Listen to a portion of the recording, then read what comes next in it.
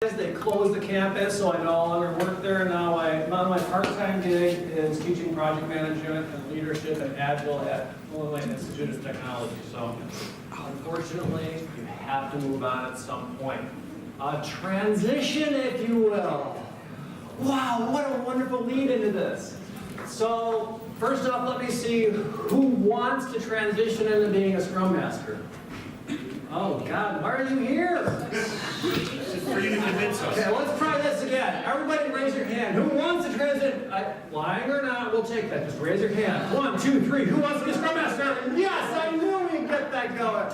Guys, I love you already. You're a wonderful audience. Thank you. I'm out of here. No, seriously. With regard to transitioning into a Scrum Master, this is the moment that it happened for me. This was the Marriott. I think that we have somebody who was there. She's in the audience. I think you were there. What's your name again? Oh, behind you, in the red shirt. What's your name again? Europe. What? You are Europe. Okay, that's right, Europe. And you're right here. That was you? Yeah, like 5 years ago, that was when I began my transition into being a Scrum Master. And what I was there for was for the PMI chapter to give a presentation on leadership. They only gave me 5 minutes, but I took 10. Don't worry, I'll get you out of here on time, I promise. And I had previously taken a look at Scrum and said, what a waste of time. And I'll tell you why I thought it was a waste of time, because it wasn't scalable. You guys are all project managers, right? Can anybody explain what scalability means, just in case we have some non-IT people in here? Scalability? Oh, come on. It's an easy one. We're going to wait until some. Oh, perfect. Thank you. So whatever you're doing has to adapt to increasing Yeah, increasing volume. And I took a look at Scrum real quickly, and I realized it was only good for small projects. But that was 5 years ago, and now we have stuff like SAFe, which will actually allow you to scale up Agile to large organizations like AT&T, where I'm proud to be a product owner and also a Scrum Master. But back then I didn't know anything about it really, except for it was a bad idea. And the first question to this panel discussion, that's me right there in the middle, was, what do you think about Agile Scrum? And I was like, I let the other guys go first on the panel, and they were enthralled. Like that guy right there, he was like the CIO of Eli Lilly, and he was like the global guy going on there. He's like, oh my God, it's the best thing ever. And then she spoke, and she's like, oh my God, it's incredible, I'm the director. I was like, they're like, Brian, what do you want to say about it? I'm like, So I read up on it real fast, and I was like, I've got to become an Agile Scrum Master. It's got to happen. And I call it Agile Scrum because really the term is Scrum, for those of you who are purists, so I call it Agile Scrum so people don't get confused. But what I did is I read up on it, and then I actually I figured out who was actually teaching Agile Scrum at our company. I'll start calling it Scrum from now on. Who was teaching Scrum at our company? I found out who that was, and it was called Lisa Clemens, and she was just awesome. She taught me everything I needed to know. We put together a 1-hour training program, and as I was putting this 1-hour training program, I let everybody know that I knew everything about Scrum. Which goes back to fake it till you make it. And then one day, they said, hey, Brian, do you want to be a Scrum Master for the team that just won the Nielsen Norman Global Design Award for 2015? It's like, sure, why not? Do that. So that was my transition into Agile Scrum, and we'll get a little more, we'll have Chuck discuss that just a little bit too, how he recommends people to this guy. Yeah, I was actually getting people things. So what we're going to discuss today is the paradigm of the shift from PM standing for Project Manager, to SM, Scrum Master.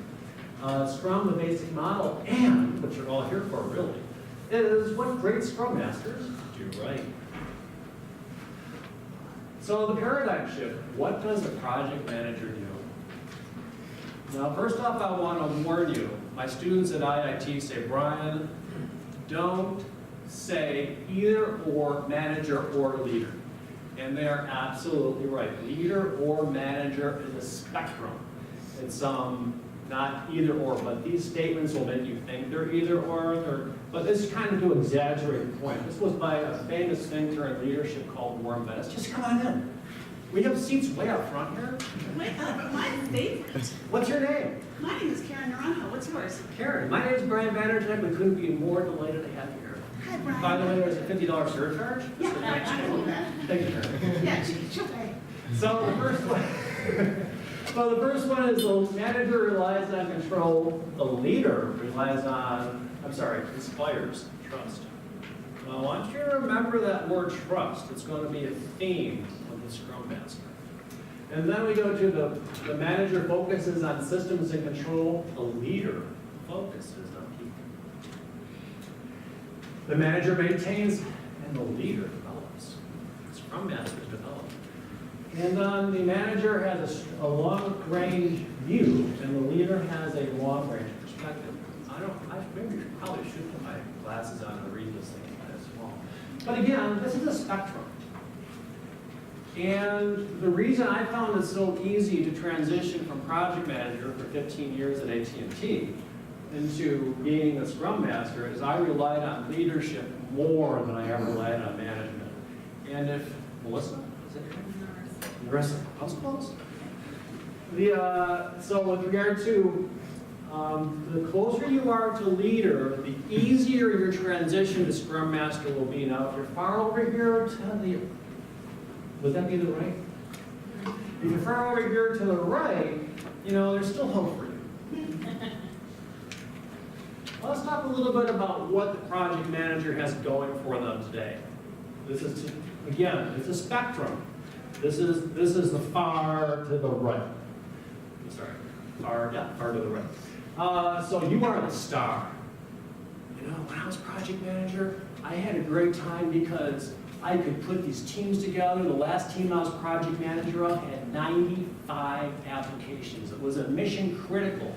It was part of buying the, it's either Time Warner or one of the recent things for AT&T. We promised that we were going to give free internet or low price internet or something like that to low income families. And that was my project.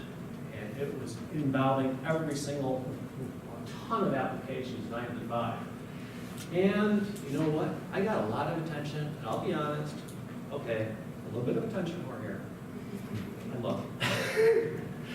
You can dump other projects aside. One time I was working on a $4 million a month project. It wasn't that the project I was doing was worth $4 million a month. I was on the tail end. We're deploying in New Jersey. Once it got done, $4 million a month, pure revenue coming into AT&T. And there were other little projects in New Jersey. You know what I did to all those? I said, hey, our project's worth $4 million a month. How much are yours worth? And all those project managers packed up and moved to the next release. So again, what I'm getting to is project managers do have a lot of power. You have executive meetings, dozens of IT applications sometimes in your projects.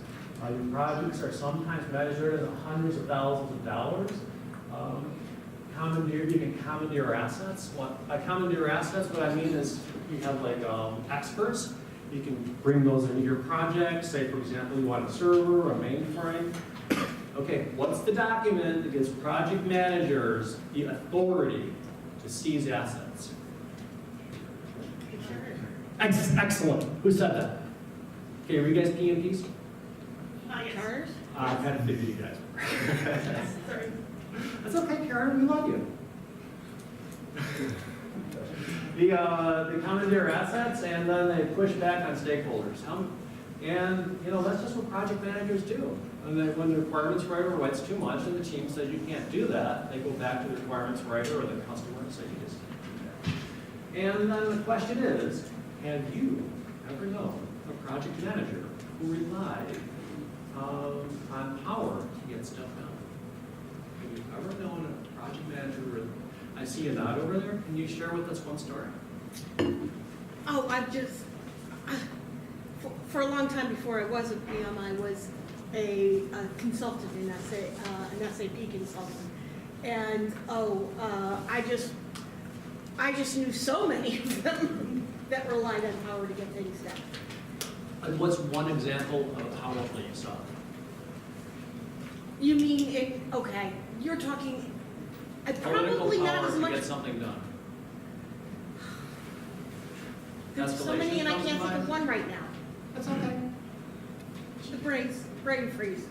I fully understand this, yes. Authority would be?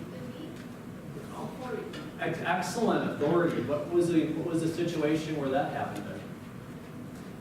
Can you think of a situation where that happened in?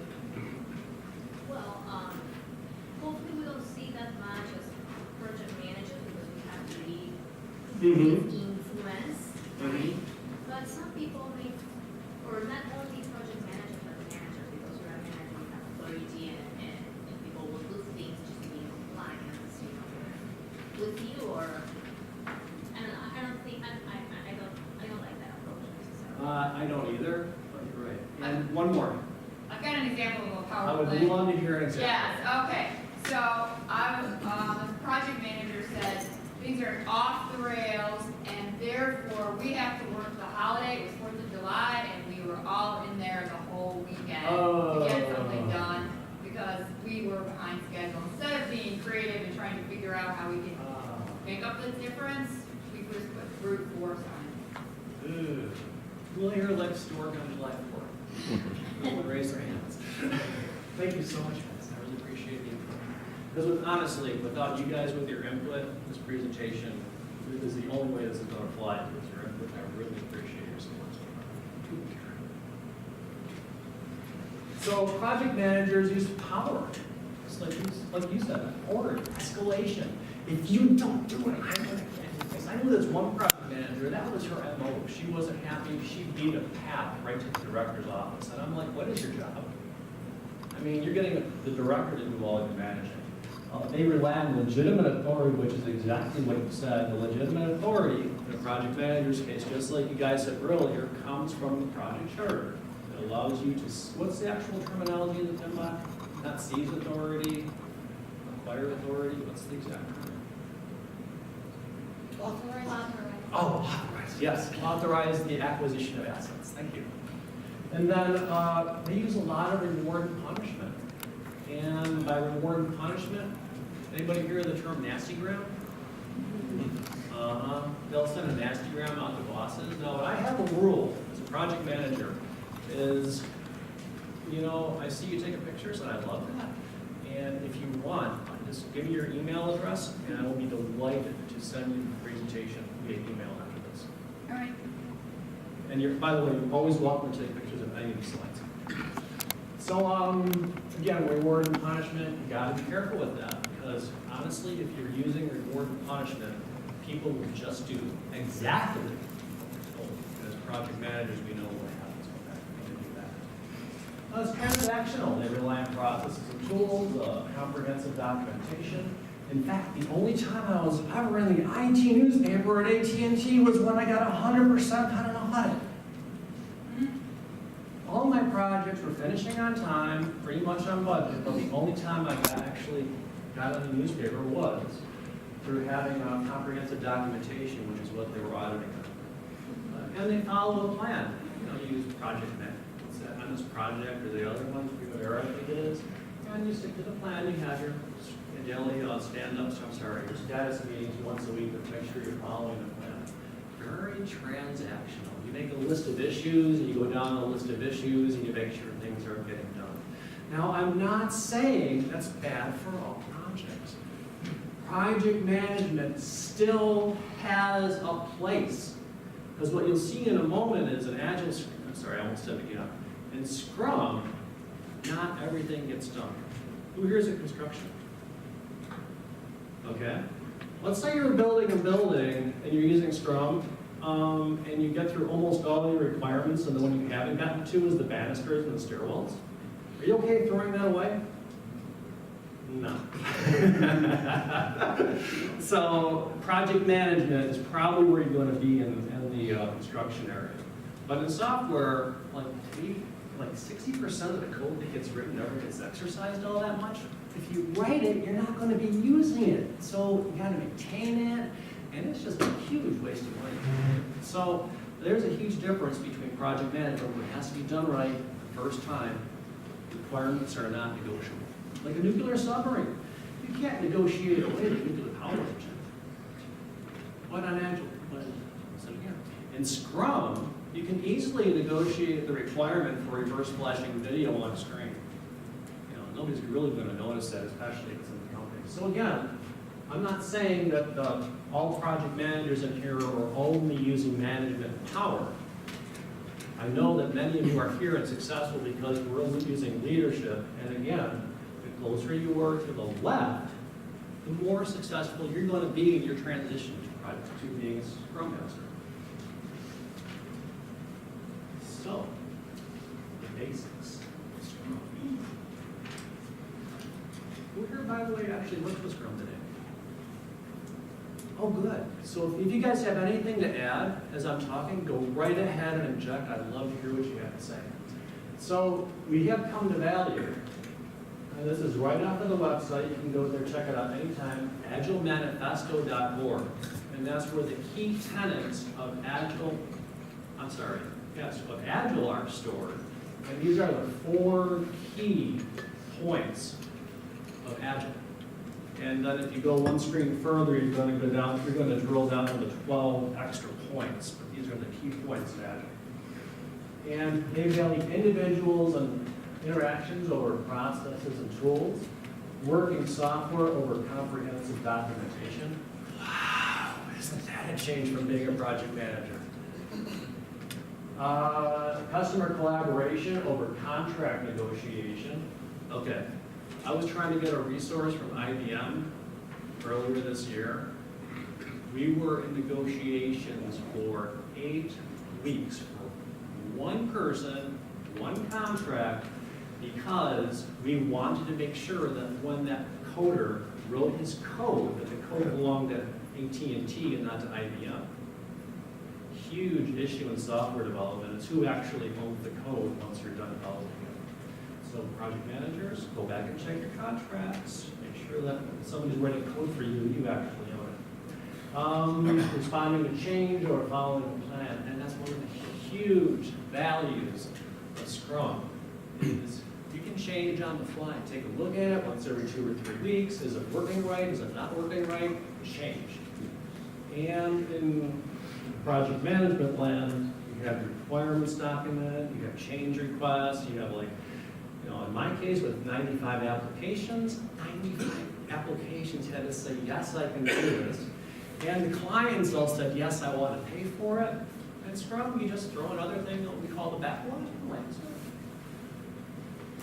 Any questions on this? And by the way, we're not saying that we're only doing working software instead of comprehensive documentation. We're just saying we value the things to the left more than the things on the right. Do you have any questions? Yes? Yeah, I don't know too much. I heard these talks every year, but I don't know much about it. So is there a formal change management process, or do you just write on the backlog and go? What's your name? Susie Garfield. Susan, I have an answer for that for you in about 3 seconds. Okay, Oh no, I'm delayed you asked because you're leading me right where I want to go. Thank you, Susie. If I had a candy bar, I'd give you one right now. I just have one. Oh, how was lunch by the way? Was it really good? Yeah. Wonderful.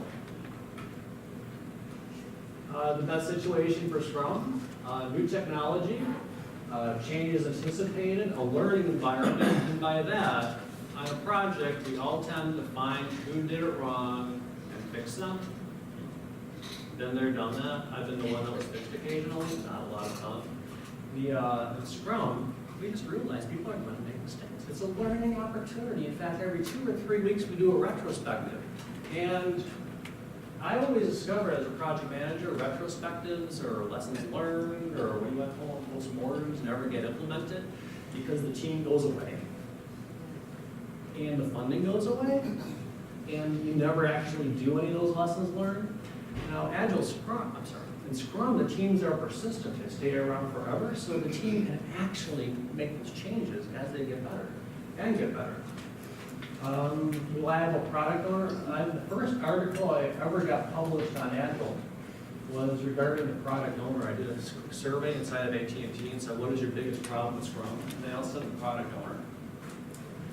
And the reason for that is if you've ever looked at a product owner calendar or a client's calendar, like an Outlook when it's busy, it shows blue. They are blue every day for like 6 weeks out. They are almost impossible to get a hold of.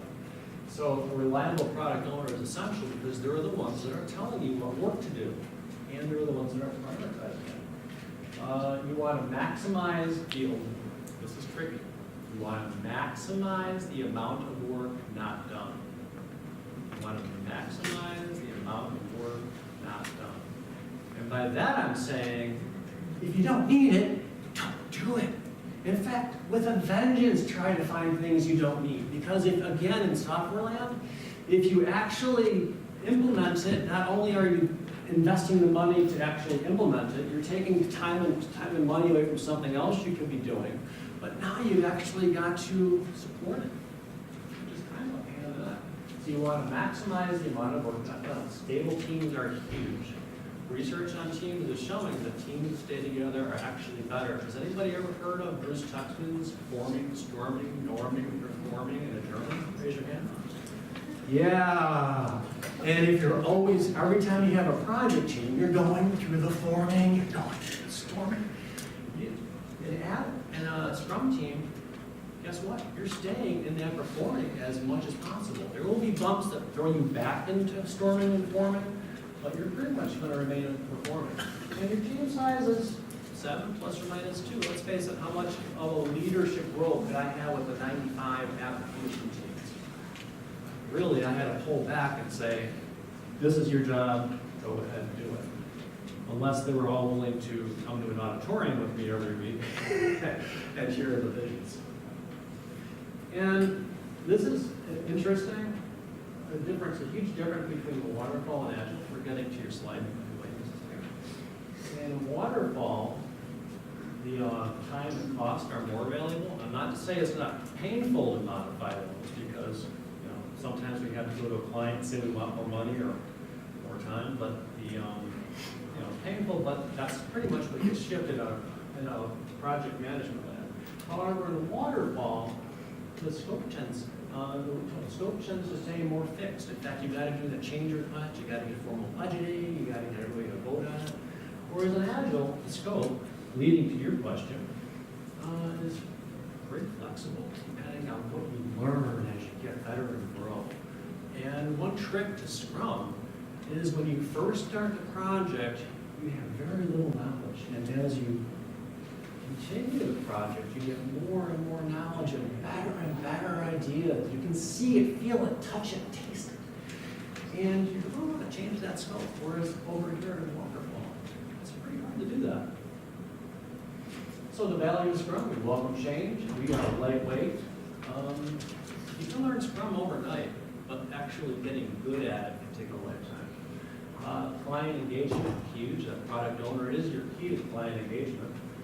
We expedited scope changes, and the most valuable work gets done. And that's a little star going on there. Sometimes the low value work never gets done. Like I'm working on it right now with some low values defects that the customer just really doesn't care much from 2017, just so we are nice and clean going into 2019. In Scrum, they never really percolated up that high. Whereas in project management, we have a warranty period, we have a defect, we don't care how important it is, get it fixed. And again, I'm just trying to demonstrate the difference. I'm not saying that the one or the other. I'm just using the one or the other to help clarify the point. This is the answer to your question. Where it all begins. The customer and the product owner interact, and they decide they're going to meet the needs of the business, and they build something called the backlog.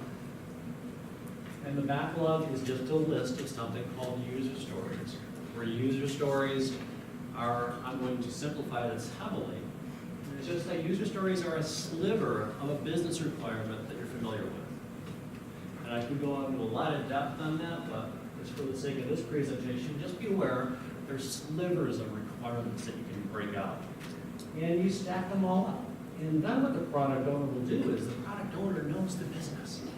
They will prioritize those rank order 1 through N. And then what the team will do, let's assume that the team is working on something called a 2-week sprint. And a sprint is called an iteration. It's just every 2 weeks they pick up work and do it. They will pick up work off of the backlog, and they will say, hey, that's the work we're actually doing. They will code and test it. They will do their, whatever you want to call it, smoke test, regression test, integration test. And then they will actually have a demonstration. Now, there's 2 ways to do a demonstration. One way is the team, as you get stuff developed, will show it to the product owner and say, hey, do you like this? Every 2 weeks. So what that means is, if the product owner hates it, you've only wasted 2 weeks. Now, I've seen over and over and over again that cartoon with the little swing on the tree. Okay, I see some people giggling, where they have like a picture of like a tree laying on the ground or something like that, and then what the client really wanted was a tree in a swing. And after the requirements got written and the coders got done with it, it didn't look anything like what they really wanted. Well, in Scrum, it's never going to happen, because every 2 weeks the product owner sees it and says, yes, I love that. Or no, it's not quite what I want, I'll make another user story. And what's really nice about that is the product owner, by seeing it, smelling it, touching it, feeling it, will learn more and be better able to come up with more valuable user stories for the organization. And then we have the retrospective, which is really, really nice, because what you're doing is you're saying, as a team, what can we do better? And since you're persistent, you stay together for a long, long time, you can actually implement these changes and get continually better process improvements. And then, this is a little confusing for project managers. What you basically do is you put your software in basically a bin, and then one magical day, which has got nothing to do with the cycle, you say, we're going to release today. In fact, we had a release in the middle of November, and it got delayed. And then we were going to have the same release on December 7th, and it got delayed because instead we decided to do system maintenance to make the release easier. And now the release is scheduled for January 4th. And that's okay, because you deploy it well. Of course, you have to plan for it, but there's no lock on deploying at the same time you finish your project. Kind of hard to wrap your mind around. Now, there's something that Scrum is moving towards. It's called continuous deployment. That's kind of scary. That gets right into DevOps. Who here's heard of DevOps? That gets right into DevOps, where you write that code, boom, right into production. Okay, I'm over 30. You're supposed to laugh. My heart doesn't need that. Let it sit around, let it soak for a while, let people play with it in the test environment and see if something blows up before we shoot it out there. No, not in continuous deployment. Everybody loves it, product owner loves it, the team loves it, we've tested it, boom, out there. Okay, the value of doing that is, let's face it, we are in a competitive world now where seconds count. If you can get that next change to your cell phone out there before that other person, your cell phone just might sell 100,000 more units. For example, let's say, you come up with this software that means you don't need a screen that breaks anymore. You have a competitive advantage if you want to get that out there before anybody else. Did I answer your question? You're not deciding that, right? Yeah, you didn't go back and say that the product owner puts new stuff on the backlog when he finds it and then he reprioritizes it. Karen, if I had any candy bar, I'd give you 3 right now. I don't know, thanks. Yes, she's absolutely right. As time goes on, the product owner keeps on tossing more cool stuff in the backlog and keeps reprioritizing it over and over and over again. Something else that goes in the backlog is defects. And you want to prioritize those against the work. And you're going to say, is it more important to get the project done, or is it more important to fix the last project? What adds more business value. So it's all going to the school product owner as things accumulates, and that's the only approval for the selection. And let me get really technical here. I've had an issue on my last project. This is one thing I'm struggling with Scrum. We were doing a software change control thing to make it easier in our company. And what we were doing is we found a bug during regression testing, and we wanted to fix it. And I thought we had everybody's buy-in, but when we tested it again, it still didn't work, and it did exactly what the user story said. You know, so even though it kind of sounds fast and free, even though you're a product owner, I still highly recommend run it past the team and make sure that everybody's invested in it. Something called grooming. You want to groom that user story to make sure everybody thinks it's going to work and it's going to do what you think. You got a question over here? Well, I agree, I was gonna say, that's really, really important. Set it up, kind of alignment. Oh, yeah, Alignment. yeah. And I'll be honest, I've went over that incident again and again in my mind, and we had due dates, and I don't know how I could have slowed the team down for 2 hours to investigate that change. You know, again, we caught it during further regression testing, but we should have just nailed it first. So if somebody is coming up with features or user stories or anything that are their own preferences that don't really have much value, it's never going to be a product owner, they just sort of die. And then it's So the part product of owner, the process. I think we have an answer. Yes. So the product owner, that's the whole product owner. The product owner is going to prioritize it, and what the, I was saying, that's what happens. It just dies, and it's hard to work, it doesn't get done, because it doesn't make it to the product. you can easily have work end up on, I call it getting dust all over it. Because we lost funding, like in March, and except for high value projects. And people come up with these really great ideas, but they don't have funding for them. On the backlog, gathering dust until some magical day when we get more funding. But you're right, the product owner can put something on the backlog and it can gather dust. Yeah, and since the approach value is looking software over documentation, there's not much concern about having all the I's crossed and T's dotted about the requests. That's supposed to be the way it is, but let me tell you, those developers get kind of annoyed if you do it wrong.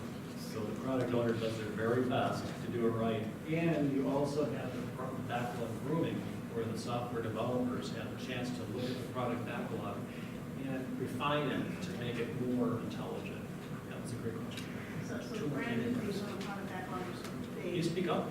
Your words are great. So the brand new things on the backlog are sort of vague, and the role of product grooming is to elaborate the most important ones until they are actually developable. Because the development team has to agree that I can develop these. And I want it to be blue instead of red. It's probably not developable. You're absolutely right. If something, for example, in our case, we have a lot of great ideas. They're gathering dust because people come with no funding. Now, the people that come with funding, we honestly do take their requirements, we stack them up, we prioritize them, and we execute them properly. 3 parts to being on a Scrum team. I'm going to have to go a little bit faster because we're running out of time. 3 parts, you basically have the Scrum Master. There's basically 3 parts: Scrum Master, Product Owner, Team. Where did the Project Manager go? Project Manager is a luxury. If you have a Scrum team and you have a Project Manager, awesome. Because they will do a really good job doing exactly what project managers do great, which is keeping those stakeholders in line. They will, make sure you've got funding lined up. They will take care of all those wonderful conversations for you. But again, if you're just on a pure Scrum team, Scrum Master, team, and servant leader, we're going to discuss that on the next slide. We remove impediments. Now be careful when you remove impediments for your team as a Scrum Master, because you don't want the team to become dependent on you. You want to teach them how to remove impediments, coach them to remove impediments. And I'll be honest, every Scrum team I've been on had a Michael Jordan. Okay, I'm dating myself. Yeah, okay, over 30, you can laugh. Every Scrum team I've been on has a Michael Jordan, and as a Scrum Master, it's your role to make sure Michael Jordan's knowledge gets shared with the team to the greatest extent possible, because let's face it, Michael Jordan has opportunities to move on. Michael Jordan could win the lottery, and Michael Jordan could just leave for 6 weeks on a vacation to the Bahamas because he just got a great bonus. So you want to really make sure that you share that knowledge.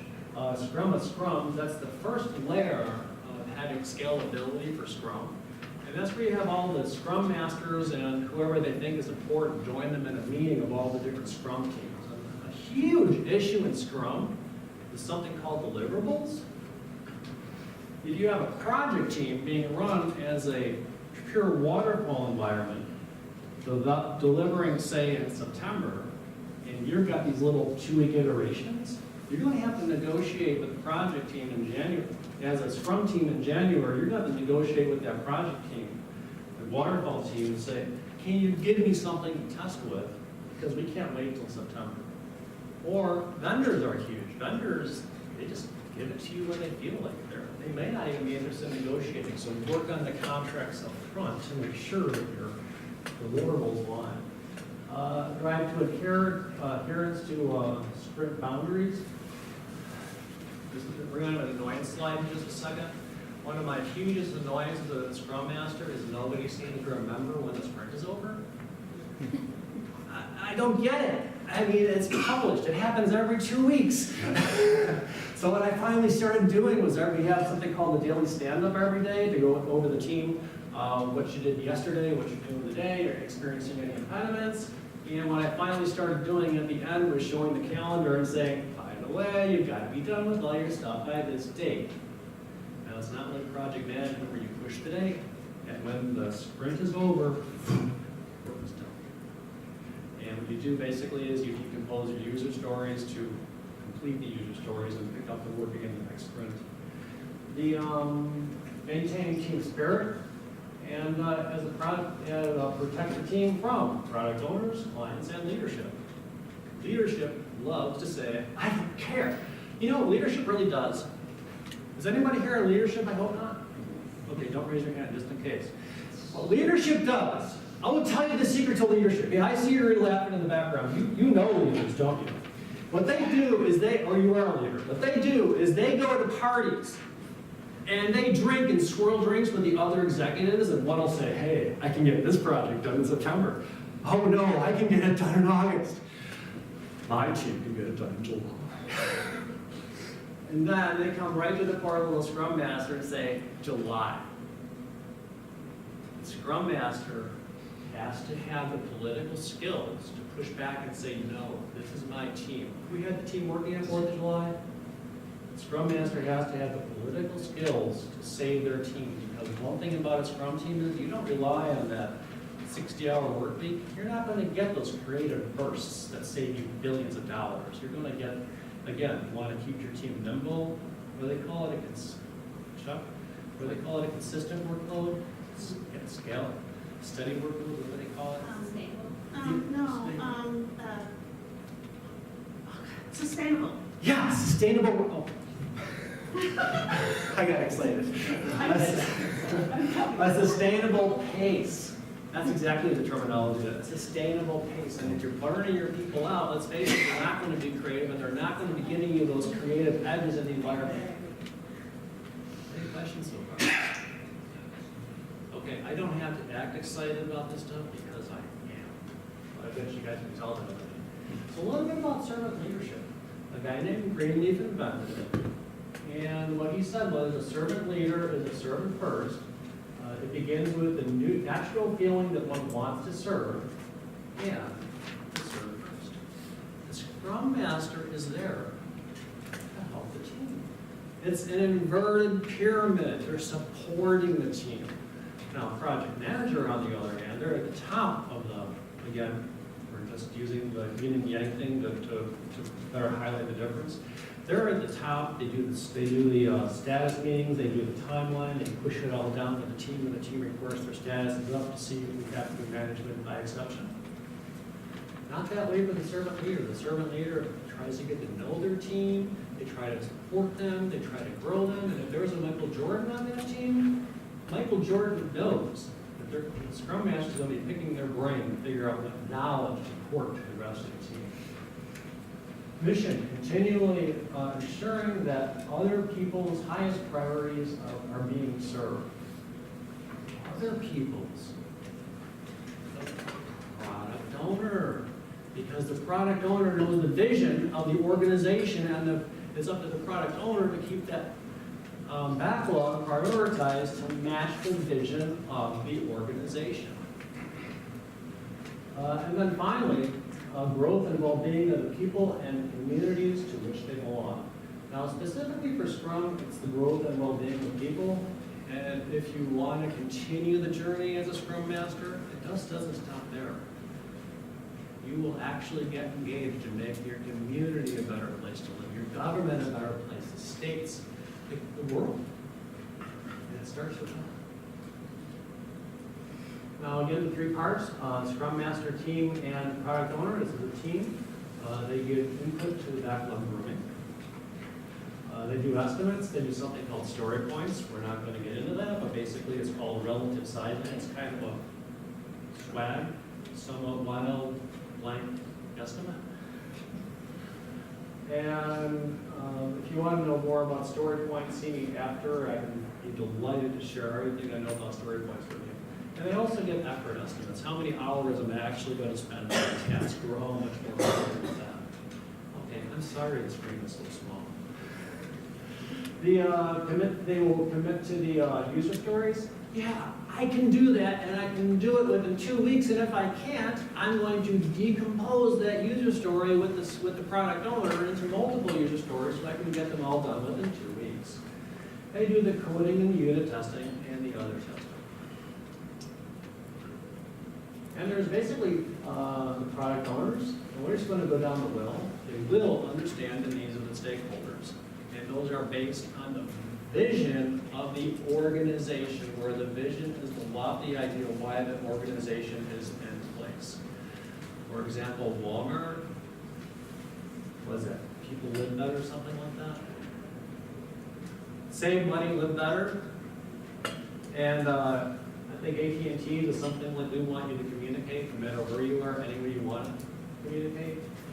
They create the user stories, they prioritize the workload, they accept the work product. Well, what does that mean in English? At the demonstrations, they say, yes, I approve that. Now, one thing I do as a product owner at AT&T right now is I actually get to do the demo, which is really kind of cool, making the product owner do it, because they have to understand it before they do the demo. Not a usual way to do it, but it's a great way to pull your user stories in. I'm sorry, pull the product owner in. And they run the backlog grooming. We're just going to skip those names for sake of time. User story description, we discussed that already. It's basically a sliver of requirements. If you want to know a whole lot more about user stories, see me after the presentation. Annoyances. As a Scrum Master, these are my huge annoyances. The team never seems to keep critical dates in mind. You've got to keep reminding them at the end of 2 weeks, which is January 14th or December 25th or July 4th, that the work has to be done. It's over, guys. The mid-sprint churn. Remember I said there's 2 weeks going on here? What happens when the product owner comes to you and says, hey, I don't like that? You gotta basically pull that work out. You don't want to have them working on non-value-added work. In true Scrum, you would say finish it. But in reality, you don't want to have them wasting their time. And then again, like right in the middle of the sprint, there's a brand new user story that can save our company $1 billion. Fine, you're in the middle of the sprint. You're not supposed to add anything in the middle of the sprint, but their product owner's going to really try hard. External dependencies, we've already discussed that. Team tests would blow off administrative. Yeah, anything administrative, developers, they just don't do it. You've got to really stay on them. And then again, the product owners tend to be annoying. I'm one right now. I admit that. Now, the first question I would ask if I were in here is, how would I get to be a Scrum Master? If you're excited about this so I asked this question on Corey yesterday, and the answer I got back from somebody, Chuck, somebody right there, and what he gave a really great answer. First thing he said was get your CSM because you don't need to have any background on that. I believe it's by the Scrum Alliance. Yeah. It cost me $1,000. And the test honestly wasn't all that hard if you listen and pay attention in class. Thank you, Karen. It's not like the PMP or the PMI ACP. If you pay attention in class and you study for it, you can pass the test. It's not meant to trick you up. Okay, was that a backhanded slap against an organization? I didn't mean to. But the something else you can do, like what I did, the first thing I did is I got in touch with Lisa Clemens, who got me in line. She got me, by association, people were beginning to think I knew all about Scrum when I really didn't yet, and I kept on reading up about it, and I got to know as many people in Scrum as I possibly could, so when the time came up, I was sucked into it. Now, he has experience in the area. So what's your best recommendation for a person who wants to become a Scrum Master who is currently a project manager? The individual just kind of has to do some self-searching and say, is this a transformation that I want to make? I think of the personality of who makes a good project manager, very process-oriented, type personalities, dare I say, maybe a little regimented, but that's why we hire them, right? I mean, they will stick to the plan. And so the individual, I think, just has to decide for themselves, am I comfortable going with something that's a little more freeform? Are you comfortable with the ambiguity? Are you comfortable doing more coaching as opposed to directing? And if the answer is yes, great. Recognize it's a transformation, take the classes, make the shift. If you're not, stay where you are and work your way up the project program director path. And then you're right, it's not for everybody. Being a servant leader means you're there to grow people. You're there to be a coach. But I'd like to think of it as, I love being a dad. I'll be honest, when I think of my team, I think of them as part of my family. I'm there to grow them, which is totally a different paradigm for being a project manager. Okay, just a friendly reminder, you are being recorded by PMI as well as myself. If you participate, you will be possibly on a camera somewhere or possibly sharing across the world. But let's keep going. So, what skill sets you guys are project managers. What skill sets do you think you can bring to the table right now? Let's hear one. We're running a long time, so maybe one skill set you have that you think you'd be great at as a Scrum Master. Yes? Negotiating. Excellent negotiating, because you have to negotiate with the product owner. Excellent. Okay, that was short and sweet. We'll take another one. Removing. Excellent. Project managers are great at that. Identify, isolate, eliminate, issues log, risk log. In fact, bring it. They know how to, just like somebody just said, networking, communication style, risk management, monitor and control. You know, you have to, every single day, you're going to be running your daily stand-ups with the team. What did you do yesterday? What did you do in the day? And are you experiencing any impediments? And did you fill out something called the Application Lifecycle Management Tool, which is where you keep track of how many hours you use, so the Scrum Master can keep track of if the team is on track. And then they have something called the burn down chart. Again, if you're more interested in burn down charts, see me afterwards. And then stakeholder management. They're really good at that. Project managers rock at that. Dependencies. They eat dependencies for lunch. Scrum of Scrums. They would thrive in a Scrum of Scrums. They're used to those big meetings with things flying around. And then again, managing the product owner, that's what they do, is they manage requirements, writers. So it's not a total throwout. You got those skills, bring it. So the fundamental rule for the Scrum Master.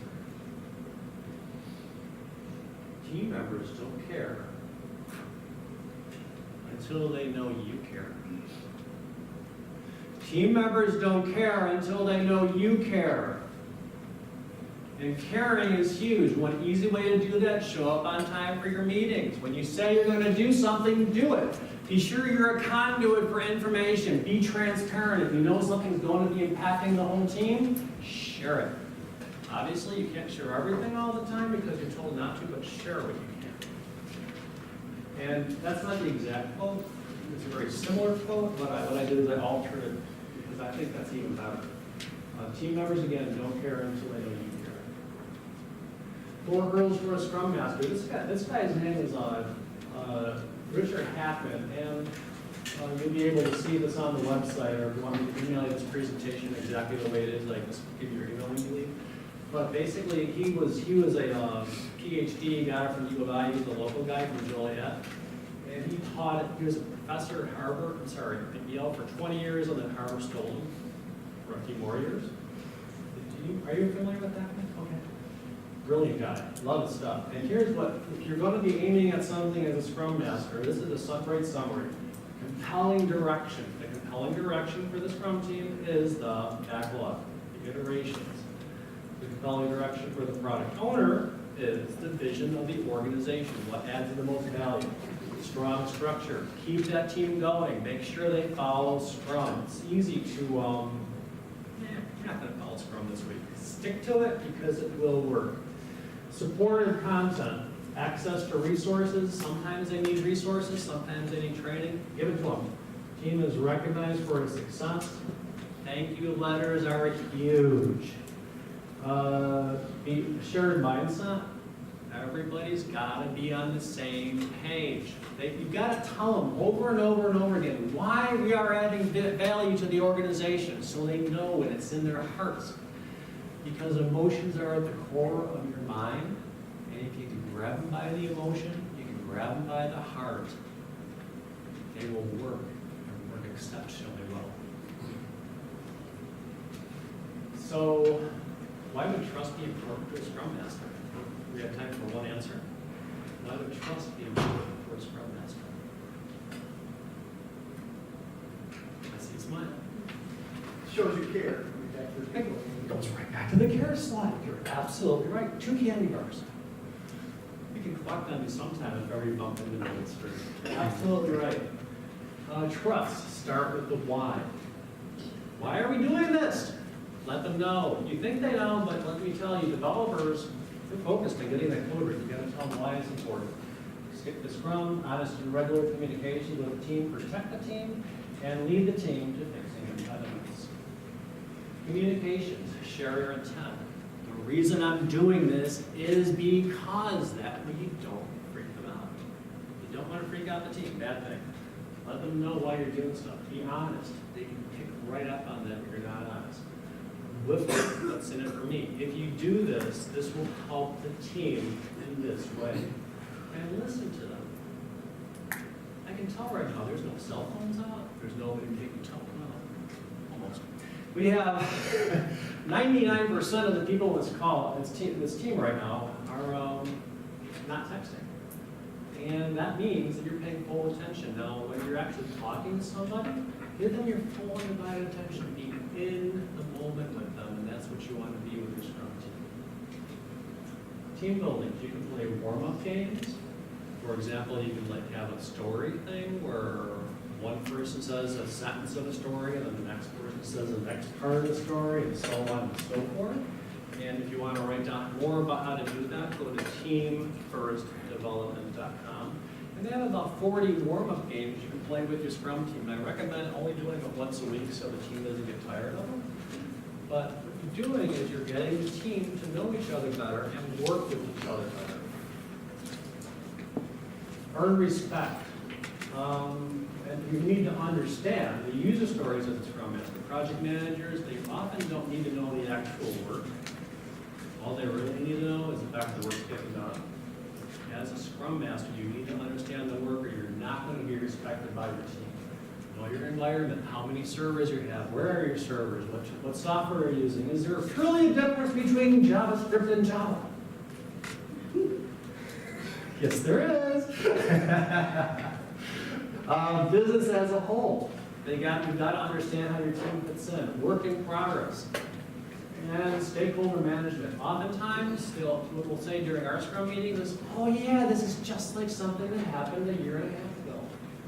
And you want to drive your team to have it. This is from a guy named Charles Duhigg, and he was a Pulitzer Prize winner, and he said that the idea of habit starts with the cue, and then the habit, and then the reward. So you want to cue them, which is the start of the sprint. The habit is completing the sprint. And the reward is we're finding a way to reward them after the sprint. And again, a great way to reward them is with thank you letters. Have a passion, have it, show it, and demonstrate it. If you're passionless, they're going to wonder why you're there. And then, in storming, forming, norming, when you're in the forming, do your social contract. We are a team, we win together. Team resolution, identify how you're going to resolve conflict, team processes, and the team behavior, respect and dignity. You might not like that person. Now, don't behave that way. It's okay to debate ideas, but never trash a person. Because we are a team, as a Scrum team, we live and die as a team, we eat as a team, we thrive as a team. And when we succeed as a team. One more time. We succeed as a team. And finally, if ever you're a Scrum Master, I highly recommend getting feedback for the team for how good you're doing. These are some questions I came up with. You can ask your team. You can do it on surveymonkey.com. And I highly recommend you do this as 100% anonymous. And also make sure the team knows you're not going to share this with your boss so you get pure feedback, and you want to have explanations also.